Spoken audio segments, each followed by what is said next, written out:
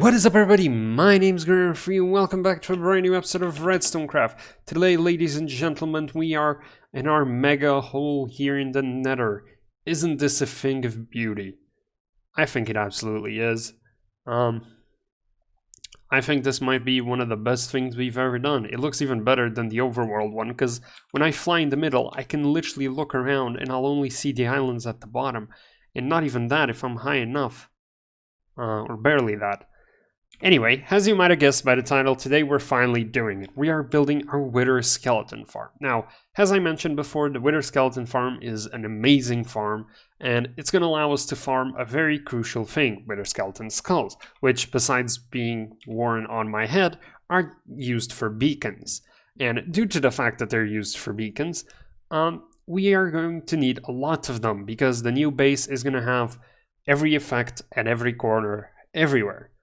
Which I know might sound excessive, but is part of my idea for the overpowered base.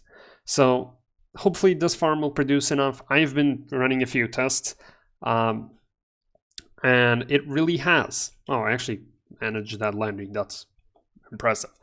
Anyway, the farm design is by Raisework, and we are going to be building an alteration that I have been messing around with, made by me. So I'm actually going to show you guys how to build this farm. But first we're going to go into the creative world to take a look, shall we? Okay guys, so we're here in the creative world, and this is actually my version of the farm. So I'm going to explain the key differences, and then I'm going to explain how you can change the farm from the one that is in the tutorial below to this one. So key differences: it has 2 floors and the rates are slightly increased. And in order to still have all Wither skeletons as a one-shot once they reach down here, it's also player operated. I should point that out. It is not dog operated. It is 100% player operated with a sword right here. Although technically, if you want to, you could still change it to be dog operated. But I don't really see a specific reason for you to do that. Also, all of these, as I am doing them right now, should actually be soul sand. Okay, there you go. So, what actually happens here? See, the first floor, guys, they're going to get mad at this pigment, and I'm actually going to show you guys. So, Wither Skeleton. They're going to spawn, they're going to get mad, they're going to run, be stuck on the blocks for a bit, and they're going to come down there, and they should, in theory, be a one-shot. There we go. Now, if you really want to, you can come up here, and you'll see that they'll take a little while, they'll get mad, they'll drop, they'll catch on the honey blocks, and eventually they'll fall down. And they're alive, and they will also be a one-shot. So this farm is made so it can have multiple levels, and technically you could have more. I just don't know what the spawn radius for Wither skeletons is in height. This one clearly works, so I will keep it at 2 floors. Honestly, this is already a lot of efficiency I don't need anymore. So what do you actually need to change? Well, first you need to count 3 blocks high and make another platform. Then you replicate the pigment holding cell from below, and this will actually be netherrack right here. So switch the front netherrack for honey, and then come to the bottom cell and extend the pillars 3 high on all sides. So they're going to be 1 high initially, and what you have to do is just extend them to 3 high. Pretty simple. And then the key feature changes are down here. So these are going to be glass blocks here. So what you need to do is switch them from grindstones. Technically speaking, you could also use walls. It would end up with the same result, except they would actually be able to go a little bit further. And while you can see that I can stand right here, and the grindstone just leaves less space for me to go around. That's why I used it. It's also used in the gold farm. That was my original inspiration. So yeah, make sure you do break these, because if you don't, this is what's going to happen. Allow me to demonstrate. The Wither skeleton is going to go up here, go against, that was a bad demonstration. It's going to go against this honey block and is going to get stuck right here. And you don't want that because he won't fall. So grindstone it is. You should also pay attention that down here you're going to have these blocks being glass. Do make sure you replace them with walls, because I have had situations where the Wither skeleton drops here and just stays here and is never killed by the dog.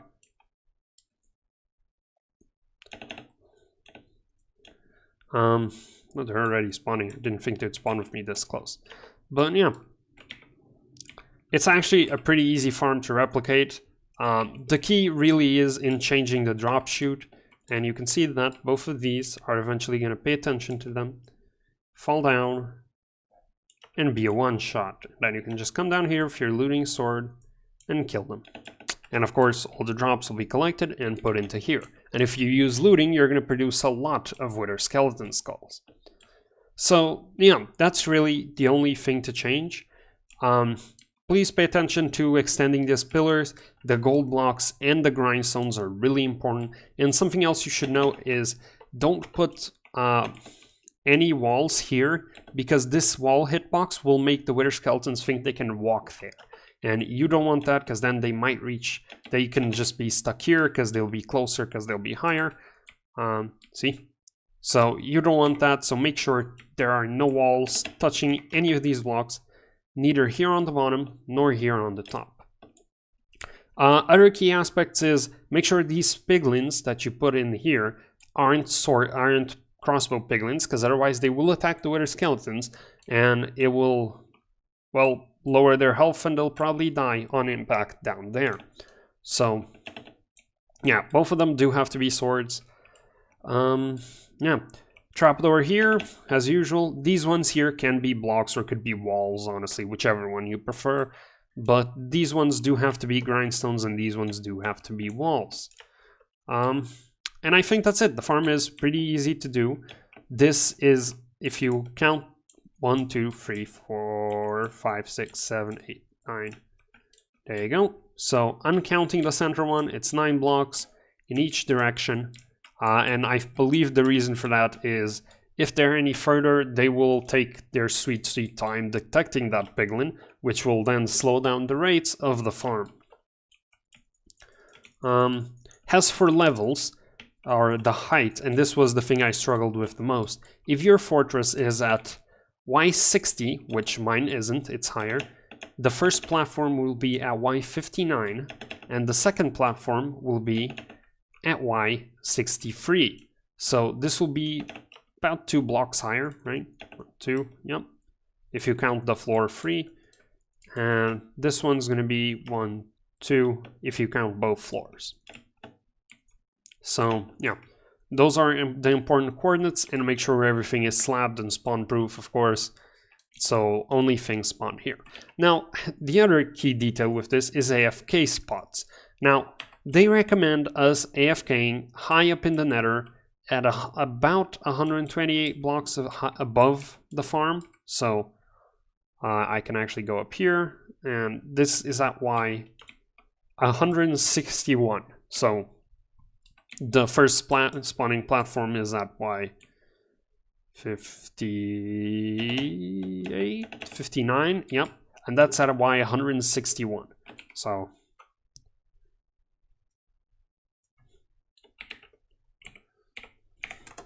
that is 102 blocks. Now, the key thing here, honestly, is to make sure that these skeletons are loaded, but you aren't loading in striders. Now, of course, there is another problem with this, which is if this is a human-based farm, you are actually going to need to be down here killing them, you know. You need to be here swinging your sword, killing the wither skeletons away, nice and slowly. There's a lot of them. You can see this farm is very productive. Of course, you can just use your dog, and if you want to use the dog, the recommended place to put him is on top of the slab right here. So, you know, just get him in a minecart over here, make sure you block everything around it. And the beauty of using the dog is that since it's your dog, they will actually count has a player kill, and as such will drop the skull. So technically you can just AFK this. However, since I have a huge perimeter dug out, and I will probably eventually either dry the ocean or slab it, and even if I don't, striders are part of a different mob cap, because they're not hostile mobs, they're passive mobs. For explanations on that, I would just advise looking it up at El Mango or Nembomb or somebody who actually knows these things. I'm not the best guy to explain to you how the mob caps work, they just do. But yeah, that's it. That's the short explanation of this. Now, as for rates, I think this produces a lot of rates, especially if you use looting. I recall that, like, watching you online in a couple hours AFK gave like well over like 3 stacks of skulls, so it is very, very productive. And honestly, I could test this out. I haven't, but I will leave the video down in the description below in case you guys want to see both Ray's video and the tutorial that actually wasn't made by him. It was made by his friend that teaches you how to build the farm, and they actually go into pretty good detail. So yeah, Ray's work does explain all the mechanics of the farm. He does an amazing job as usual, so honestly I would recommend. And the beauty of it is that you can actually AFK down here if you're low enough, and skeletons will fall. Now they're not falling right now because of the mob cap, but if I just quickly kill all of them, there you go, they're gonna begin falling again pretty soon. Might take a little bit because once again you're not super far away from the platforms, so yeah, but using looting is definitely a worth it addition to the farm. So yeah, that's about it. We are now going to go build this farm in survival and see how it works. So let's pop back into Redstone Craft to see how the farm's doing.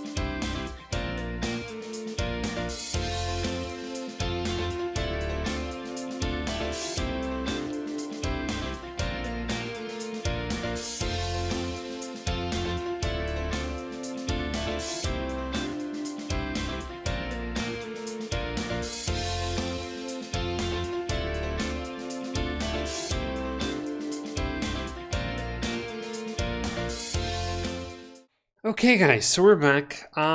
Couple things to note. This is done. I obviously did it in different materials. I also reconfigured the drop chute down here to catch most of the items so it doesn't junk up my inventory. And another thing that I noticed is that while in the creative test world they weren't spawning when I was this close, here in the creative world they spawn even if I'm like right here. Like they will eventually spawn a bunch of them and they'll come down, and if not, all I have to do is literally step down here and in like a minute or two there's going to be a lot of them. Yeah, there they go. Okay, just gotta give them a little bit. Some of them do die, which is weird, but it seems to be very rare. It seems to be the ones that don't actually catch the honey blocks. And above that, if I go down here into our sorter system, which is pumping out, first I can see how much we've done. I've been here for like 15 minutes. That's a lot of bones. And 7 skulls, holy crap. This isn't even the god sword. This is from one of the dead boxes. I actually don't know where the god sword is. But yeah, you can see I have our usual storage system here with an item filter and a dropper to get rid of all the swords so we don't actually have to pile up here. There you go. See, they're piling down. So this is functioning. All of this is neutralized, and I don't even see striders. So even if they were of the same mob camp, they don't seem to be spawning this close to me, which is good. So yeah, I've literally just been standing here for like 15 minutes testing this out. It also gives a lot of XP, by the way. But there is something else here. If we come up here, you'll see that they don't seem to be spawning on the top platform at all. They are spawning on the bottom one, clearly. But no matter how high or how far I travel with the rockets, like we're going all the way to the border here, and we're going to go all the way back, you'll see that nothing is spawning on the top platform. Now, this is a little bit higher than the Creative World farm, so that might be it.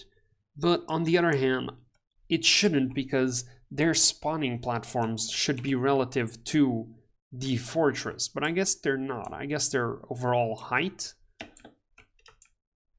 which is weird because I didn't know all fortresses had the same height.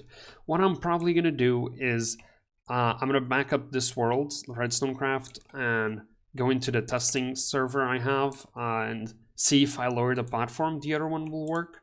Because although the rates are incredible, having 2 platforms is better because they have more spawning spots, so it's always better. So yeah, we're gonna test that out, but this is being really productive, which is really good for a plurality of reasons. First, I'm never gonna run out of hats, because I don't know if you noticed, I have these for the... I've had a Wither Skeleton Skull for a very long time on my head, and I've died a few times and gotten more Wither Skeleton Skulls, but I'm curious to see if the swords actually fire out. Come on, their sword is right there. Yeah, they do. Okay, awesome. I was wondering, I hadn't actually seen that in action yet.